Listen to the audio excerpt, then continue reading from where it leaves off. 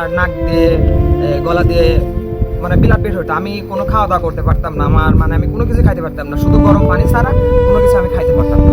এখান থেকে একটু শিক্ষা নেব, বিদেশে আমরা যাওয়ার ক্ষেত্রে যেমন শিক্ষা নেব, আবার ফেরতের ক্ষেত্রেও কাউকে দালালদের যে টাকা পয়সা দিলাম, ও যেমন 48 লাখ টাকা পর্যন্ত দালালকে দিয়েছে ফেরত আসার জন্য, পরবর্তীতে প্রথমে দিতে 10 লাখ, পরে বাদ বাকি টাকাগুলো ফেরত আনার জন্য। এই ফেরত আনার জন্য তারা কোনো কাজ কিন্তু করতে পারে নাই, যার কারণে কেউ যদি বিপদে পড়ে অবশ্যই বিএমইটি বা প্রবাসী কল্যাণ মন্ত্রণালয়ে যোগাযোগ করার অনুরোধ থাকবে, যেন আমরা এই দালালের ফাঁদে পড়ে যাওয়ার জন্য একবার টাকা, আসার জন্য আরেকবার টাকা না দেওয়া লাগে। আমি ওখানে ছিলাম মৃত্যুর সজ্জায়, অর্থাৎ আমি মারাই যেতাম। আমার নাক দিয়ে গলা দিয়ে মানে বিলাপ বের হতো। আমি কোনো খাওয়া দাওয়া করতে পারতাম না, আমি কোনো কিছু খাইতে পারতাম না, শুধু গরম পানি ছাড়া কোনো কিছু আমি খাইতে পারতাম না। দালাল আমার কাছ থেকে আলামিন সর্বমোট 48 লক্ষ টাকা নিয়েছে।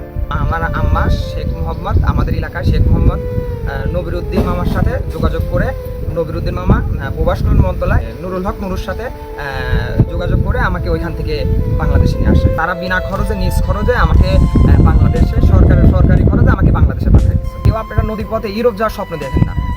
বলে নিয়ে গেছিল যে আমার ছেলেকে ইটালি পৌঁছাবে, এই কথা বলে যে 1 মাসের মধ্যে আপনাকে ছেলেকে পৌঁছা দেবেন, তা না করে সে কইল কি আমার ছেলের ধাপে ধাপে টাকা নিয়েছে। এই ব্যাপারে এই ছেলেটা নাহিদ নামে যে ছেলেটা, সে যখন লিবিয়াতে এত টর্চারিংয়ের শিকার হয়েছে যে একদম মৃত্যুর সাথে পাঞ্জা লড়ছে, সে সহ্য করতে না পেরে ওখান থেকে সুকৌশলে পালিয়ে যায় এবং পরে ওখানকার পুলিশের কাছে নিজেই আত্মসমর্পণ করে। এই বিষয়টি তার আত্মসমর্পণ মা জানার পরে তখন আমাদের আতাইগঞ্জ ইউনিয়নের মধুপুর গ্রামের নবিরুদ্দিনের সহযোগিতায় এবং ভিপি নূরের শরণাপন্ন হয়। তখন ভিপি নূর সুকৌশলে রাষ্ট্রীয় কৌশল অবলম্বন করে তাকে সম্পূর্ণ সরকারি খরচে লিবিয়া থেকে বাংলাদেশে নিয়ে আসছে। এই জন্য প্রবাসী কল্যাণ মন্ত্রী ভিপি নূর এবং এখানকার মধুপুরের যে নবিরুদ্দিন, তাদেরকেও আমাদের এলাকার পক্ষ থেকে আন্তরিক অভিনন্দন জানাই যে তারা এত বড় একটা মহৎ কাজ করে এই ছেলেটাকে জীবিত অবস্থায় বাংলাদেশে নিয়ে আসতে সক্ষম হয়েছে। তাদের দীর্ঘায়ু কামনা করি এবং সাথে সাথেই এলাকার বেকার যুবকদেরকে বলবো যে অর্থের লোভ দেখায় এই সমস্ত দালাল চক্রের খপ্পরের জন্য তারা হাতে পা না দেয়। নবীর ভাই এবং ভিপি নূরকে অনেক ধন্যবাদ।